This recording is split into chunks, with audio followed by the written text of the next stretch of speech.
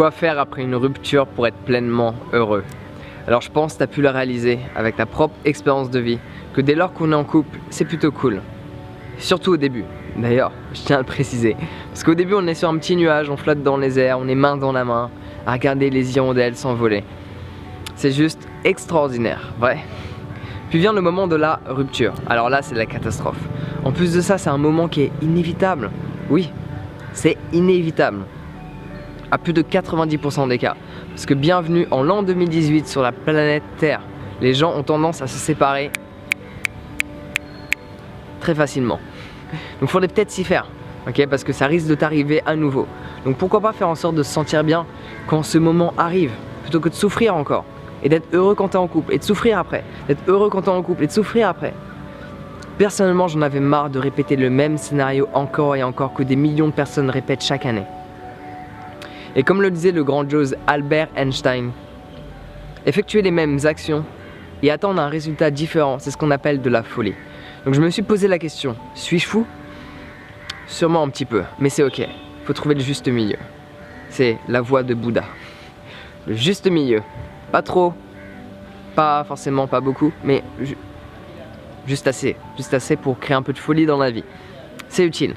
Et bien sûr, la folie sans alcool et sans drogue, c'est encore mieux. Mais ça, c'est pour une autre vidéo.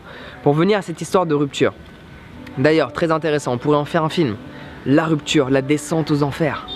Parce qu'au cas où tu ne l'as pas réalisé, tout ce qui va créer du stress, de l'anxiété, de la peur, de la panique chez les gens, ça se vend plutôt bien.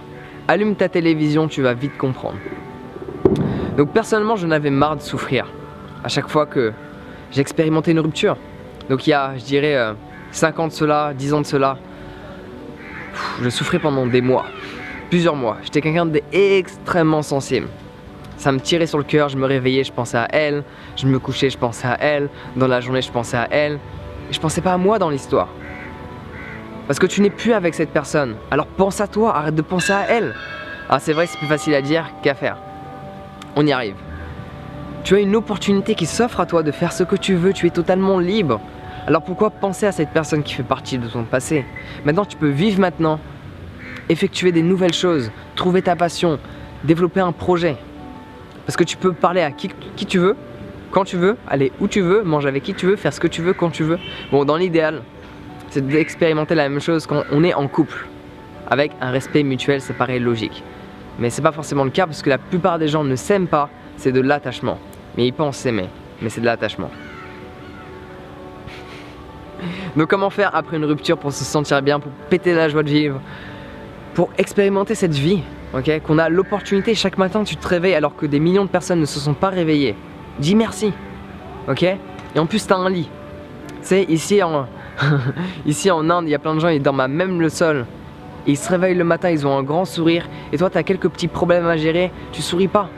Vraiment prends conscience de ça, que la plupart des gens sur cette planète Terre n'ont même pas accès à tout ce que tu as accès. Et pourtant, ils sont bien plus heureux. Du moins, c'est comment on te perçoit. Je peux pas savoir comment ça se passe intérieurement, mais l'énergie qui dégage, le sourire qui dégage, veut en dire beaucoup quand même, ok? Parce que quand tu es triste, tu peux pas avoir le sourire qu'ils ont. Et c'est cette étincelle dans les yeux. Ça ment pas. L'étincelle dans les yeux, ça peut pas mentir. C'est impossible. Donc, personnellement, je me sers de ce moment difficile de la rupture pour évoluer. Je me dis, ok, j'étais avec cette personne, j'ai développé certaines habitudes néfastes à qui je suis, il serait peut-être temps de les changer. Par exemple, j'avais pour habitude de base, quand je suis tout seul, de me réveiller, tac, boum, je fais mon yoga, je parle pas, je regarde pas le PC, je fais pas l'amour, je fais mon yoga. Je suis en relation avec le yoga. Mais quand je suis en couple, j'ai tendance à faire d'autres choses avant mon yoga. Discuter, faire l'amour, préparer le petit déjeuner pour la femme qui est au lit. Enfin, plein de petites choses qui peuvent être cool, mais qui m'empêchent en soi, comment moi je le perçois, comment moi je me sens, pour être au top du top de ma forme durant tout le reste de la journée. Du coup, ce sont des petites habitudes néfastes pour moi, je tiens à le préciser, hein, c'est personnel, que je réalise que il serait peut-être temps que je m'en sépare. Donc c'est ce que je fais. Pareil, tu as sûrement un livre que tu as mis de côté dès lors que tu t'es mis en couple avec cette personne parce que tu n'avais pas assez de temps de lire. Reprends-le. Tu avais sûrement une passion que tu as abandonnée. Reprends-la. Maintenant tu es libre de faire ce que tu veux. Profites-en pour évoluer, pour grandir. Et surtout la chose la plus importante à faire quand tu te sépares, c'est de prendre un moment, de t'asseoir quelques instants et de voir, ok, quelles sont toutes les erreurs que j'ai commises quand j'étais en couple avec cette personne. C'est très utile. Parce que si tu ne penses pas à toutes ces erreurs que tu as pu faire, parce que oui tu en as fait, on en fait tous, tu vas les répéter plus tard et le même scénario va se reproduire. Et là tu vas dire mais pourquoi je souffre? Parce que tu as répété les mêmes erreurs. Faire les mêmes choses, entreprendre les mêmes actions et en attendre un résultat différent, c'est ce qu'on appelle de la folie. Albert Einstein. Je sais, je te l'ai déjà dit, mais je vais la répéter encore et encore parce qu'elle est juste géniale. Donc profites-en pour faire certains challenges. Admettons 30 jours sans alcool, 30 jours vegan, 30 jours sans tabac, 30 jours où tu te réveilles à 4 h du matin. Je sais pas, fais ce que tu veux. Fais quelque chose de différent. Mais tu vois, il y a un endroit où ça pose légèrement problème, selon moi. C'est que les gens sont en couple, ils se sentent bien. Ils sont plus en couple, du coup ils ne se sentent pas bien. C'est la descente aux enfers. Je t'ai dit qu'on pouvait en faire un film. Je veux bien jouer dedans d'ailleurs, si t'as une idée. Donc ils sont plus en couple, rien ne va plus et ils se sentent seuls. Et pour combler cette solitude, ce que la plupart des gens font, c'est qu'ils retrouvent un nouveau partenaire. Mais cela n'est pas la solution. Si tu as un problème et tu fais tout pour l'ignorer, il sera toujours présent, vrai? Si ton problème est la solitude que tu peux expérimenter une fois que tu n'es plus en couple avec cette personne, fais avec. Essaie d'y être confronté, de voir qu'est-ce que tu pourrais faire justement dans cette étape, à ce moment de solitude, comment tu pourrais l'utiliser. Apprends à te connaître. Beaucoup de personnes pensent se connaître, mais ils ne se connaissent pas. Parce que dès lors qu'ils sont seuls, ils ne se sentent pas bien. Et là c'est dramatique ce que tu fais sur toi, si à chaque fois tu fais en sorte d'être entouré de personnes dès lors que tu te retrouves seul. Parce que ça veut dire que ton bonheur, tu le trouves à l'extérieur de toi-même. Ça veut dire que tu passeras toute ta vie à souffrir. Parce que le même scénario va se répéter. Tu es avec une personne en couple ou avec des amis, tu te sens bien. Puis tu es seul, tu te sens pas bien. Donc le même scénario va se répéter toute ta vie. Est-ce que tu veux ça? C'est ton choix. Personnellement, je ne voulais pas ça. Donc je me suis dit, ok, il faudrait que je passe plus de temps avec moi, que je passe par cette étape difficile de solitude. Parce que crois pas que c'est facile. Quand j'ai commencé à être seul, quand j'ai commencé à voyager, je parlais pas la langue, que ce soit l'anglais ou d'autres langues, j'étais tout seul. Il y a eu des moments où j'ai passé beaucoup de jours tout seul, à être triste. Mais je me suis questionné et j'ai vu qu'est-ce que je pouvais changer dans ma personnalité pour attirer davantage de personnes à moi et surtout qu'est-ce que je pouvais faire pour me sentir bien à cet instant présent où je suis seul. Donc j'adore la lecture, je lis beaucoup, j'adore la musique, je fais beaucoup de musique. Ce sont des choses que tu peux faire, trouve-toi une occupation. Mais dans l'idéal, c'est de passer un moment seul, sans occupation, d'être seul avec toi-même, avec tes propres pensées. Chose que la plupart des gens ne veulent pas y être confrontés, parce que quand tu es confronté à tes pensées, tu réalises que wow, il se passe quand même beaucoup plus de choses que ce que j'imaginais là-dedans.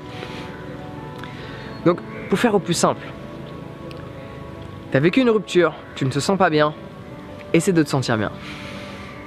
Non, sérieusement, tu as vécu une rupture, tu ne te sens pas bien, essaie de voir qu'est-ce que tu pourrais faire de nouveau.